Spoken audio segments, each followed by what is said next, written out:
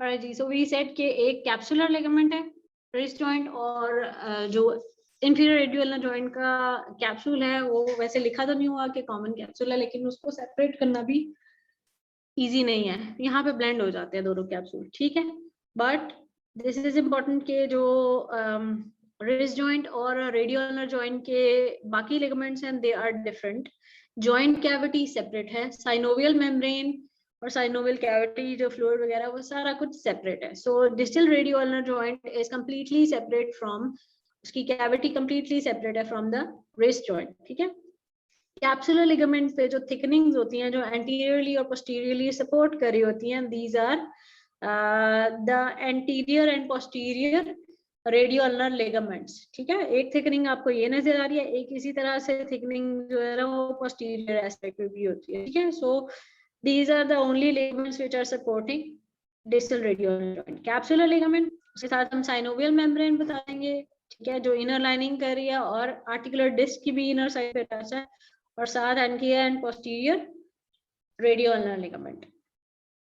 अच्छा, one thing is के इस एस्पेक्ट पे on the superior aspect here you can see के जो कैप्सुलर लिगामेंट है वो डेफिशिएंट है, वो इनर साइड पे जो है ना वो अटैच नहीं है, और उसी तरह से जो साइनोवियल मेम्ब्रेन है उसका एक फोल्ड जो है वो, अब आपको ये पता है कि रेडियस का जो लोअर एंड है उसने भी पूरा मूव करके इस साइड पे आना है, ठीक है। अगर एक टॉट सी साइनोवियल मेम्ब्रेन दोनों स्ट्रक्चर्स को बाइंड करी होगी तो रेडियस का लोअर एंड जो है वो भी इतना मूव नहीं कर सकता, ठीक है। तो जो न्यूट्रल पोजीशन है उसमें तो ये फोल्ड होगा, लेकिन जब मूवमेंट हो रही होती है तो थोड़ा सा वो टॉट भी हो जाता है, ठीक है। तो वो थोड़ी सी गुंजाइश रखने के लिए नेचर ने ये सिस्टम बनाया है कि दोनों तरफ साइनोवियल मेम्ब्रेन जो है वो लूज अटैच की है, ठीक है। एक्स्ट्रा उनकी लेयर लूप्स बने हुए हैं जिनको हम सैक्सीफॉर्म लिगामेंट कहते हैं। तो ये this is the sacciform recess of distal radioulnar joint.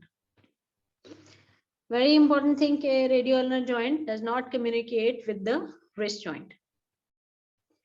Okay, articular disc ये है, you can see tip is attached to the styloid process of ulna, and the base is attached to the lower part of the ulnar notch of radius, ठीक।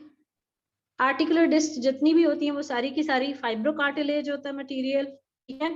This disc is thick on the periphery and it is thin on the inner aspect, जहां पर usually क्या होता है कि अगर trauma हो या इंजरी होगी तो जो सेंट्रल पार्ट है उसका वो इजीली परफोरेट कर जाता है या टीयर कर जाता है। क्यों? क्योंकि वो सेंटर से थिन है और पेरिफेरी पे थिक है। क्या apex attached to styloid process, ये मैंने बता दिया है। Base is attached to the lower end of radius.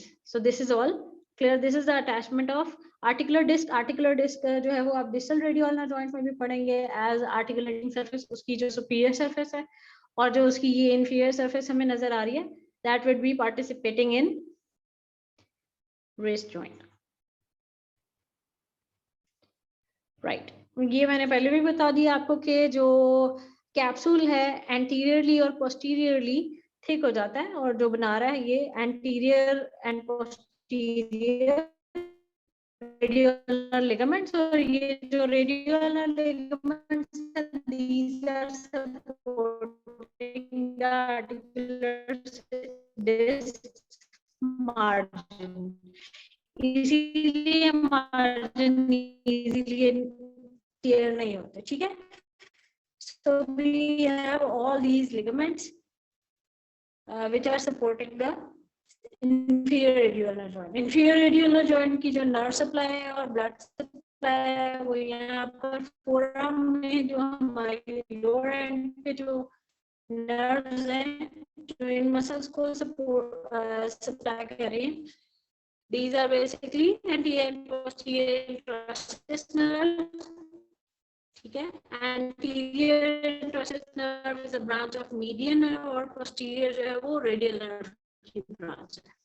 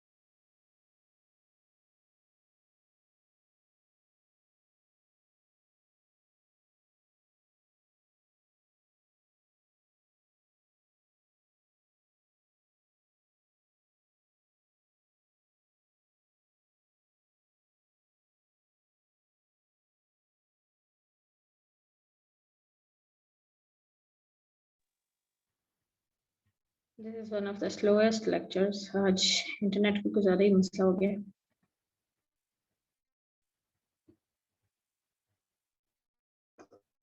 I have to finish this topic. दोबारा ये टॉपिक करवाना मुश्किल हो जाएगा. छोटा सा टॉपिक है लेकिन ये फिर भी इतना टाइम ले रहा.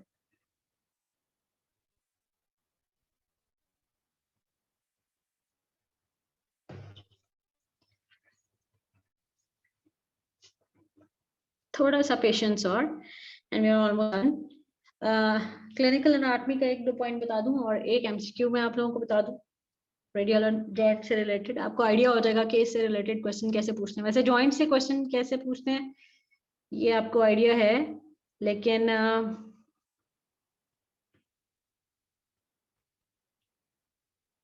क्योंकि रेडियल जॉइंट्स जो हैं वो बहुत ही प्रोमिनेंट जॉइंट्स नहीं है, ठीक है, लेकिन इनकी जो मूवमेंट्स हैं उनके और जो मसल्स हैं उनके बारे में क्वेश्चंस बहुत ज्यादा आते हैं. जॉइंट के मामले में शोल्डर जॉइंट और एल्बो जॉइंट ज्यादा इंपॉर्टेंट है, लेकिन जो एक्शंस हैं उनके मामले में सुपनेशन और प्रोनेशन के मामले में जो है वो रेडियल जॉइंट के क्वेश्चंस जो हैं वो आते हैं और उनके मसल से रिलेटेड क्वेश्चंस आते हैं. ठीक है, सो मैं आपको एक एग्जांपल इसकी बता दूंगी, सो यू विल अंडरस्टैंड कि क्वेश्चन किस तरह से आते हैं.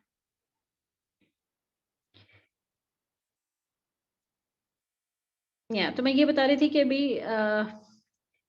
रेडियल आर्टरी, अल्नर आर्टरी और जो इंट्रोशस आर्टरीज हैं यहाँ पर फोरआर्म में, वो मिलकर एक ये लूप सा बनाती है. अनास्टोमोटिक एक क्रॉस आपको एंटीरियरली नजर आ रहा है जिसे हम यहाँ पर ये क्रूसीफॉर्म अनास्टोमोसिस भी कहते हैं, और एक डिस्टल रीजन में भी जो है ना वो अनास्टोमोसिस बन रहा है. वो डिटेल्स जो है ना वो हमने हैंड में अभी करनी है, बट इतना याद रख लें कि there is a palmar carpal arch जो कि एंटीरियरली इन दोनों आर्टरीज की ब्रांचेस से बन रही है. पोस्टीरियरली भी anterior interosseous artery, posterior interosseous artery से एक आर्च इसी तरह की बनती है, which is called dorsal carpal arch.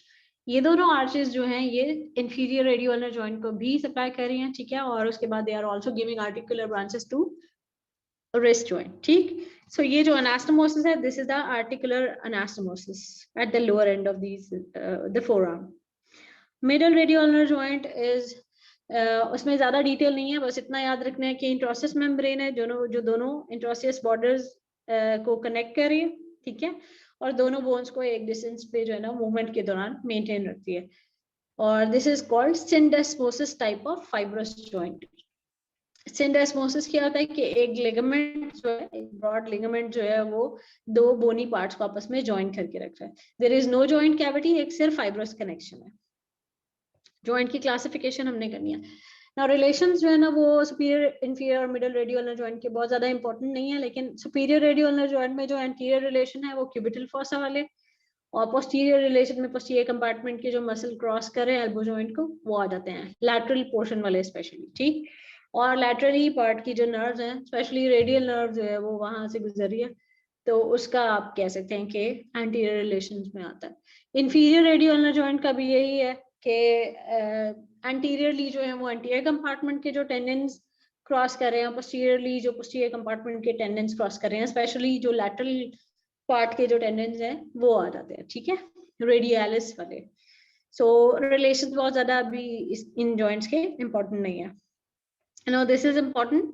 Supination and pronation. Supination में हैंड जो है वो palm is facing upwards या फॉरवर्ड स्टैंडर्ड पोजीशन में, और प्रोनेशन में the palm is facing backward, ये पोजीशन आ जाती है. ठीक है, प्रोनेशन जो करना है वो दोनों मसल्स ने करना है, pronator teres and pronator quadratus ने.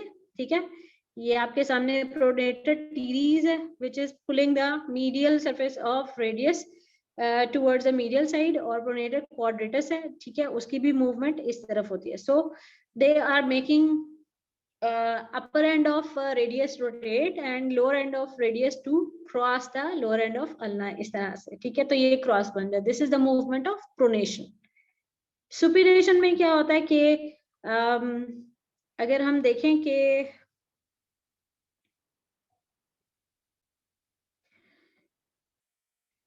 जो बाइसेप ब्रेकियाई मसल है उसकी अगर हम अटैचमेंट देखें तो वो थोड़ा सा ट्विस्ट होके इनर साइड पे लगा होता है, ठीक है, ऑन द मीडियल साइड। तो जब head of radius medial side की तरफ रोटेट होता है तो बाइसेप ब्रेकियाई जो है वो इसको लैटरल साइड की तरफ वापस पुल करता है जब बाइसेप ब्रेकियाई कॉन्ट्रैक्ट करता है। सुपिनेटर जो है उसकी भी अगर हम अटैचमेंट देखें तो यू कैन सी के supinator anterior surface of radius से स्टार्ट होता है और फिर जाके पोस्टीरियरली जो है ना वो सुपिनेटर क्रेस्ट ऑफ अल्ना पे अटैच होता है, ठीक है। जब इसकी कॉन्ट्रैक्शन होगी तो ये भी रेडियस को लैटरल साइड पे मूव करेगा, ठीक। तो प्रोनेटर जो है वो रेडियस को मीडियल साइड पे पुल कर रहे हैं, अपर एंड रोटेट हो जाता है मीडियली और लोअर एंड जो है वो क्रॉस करके मीडियल साइड पे आ जाता है। जो सुपिनेशन करने वाले मसल्स हैं वो इसको लैटरल साइड पे मूव कर रहे हैं, ठीक है। तो head of radius laterally rotate कर जाता है और लोअर एंड जो है वो वापस अपनी स्टैंडर्ड पोजीशन पे आ जाता है। So this is the thing here. KLM में ये डायग्राम बहुत इंपॉर्टेंट है, ठीक है, और दी भी हुई है, ठीक है।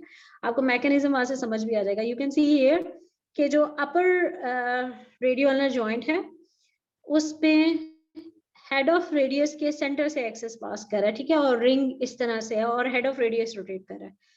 लोअर एंड पे अगर हम देखें तो यहाँ पे स्टाइलर प्रोसेस होना चाहिए, this is the head of ulna, तो उसके बिल्कुल मार्जिन पे जो है ना वो एक्सेस पास कर रहा है, ठीक है, और जो लोअर एंड ऑफ रेडियस है दैट इज रोटेटिंग या crossing.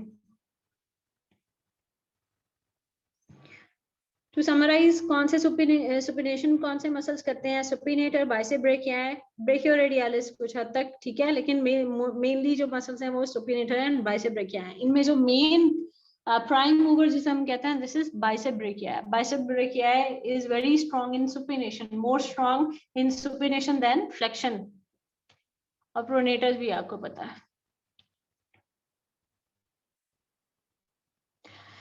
Okay, the last thing is this applied anatomy, dislocation and subluxation. ये दोनों terms को जो है ना वो देखना जरूरी है। कंडीशन आपके सामने ये दी हुई है कि नर्स मेड ने या पेरेंट्स ने या किसी भी बड़े ने बच्चे को हाथ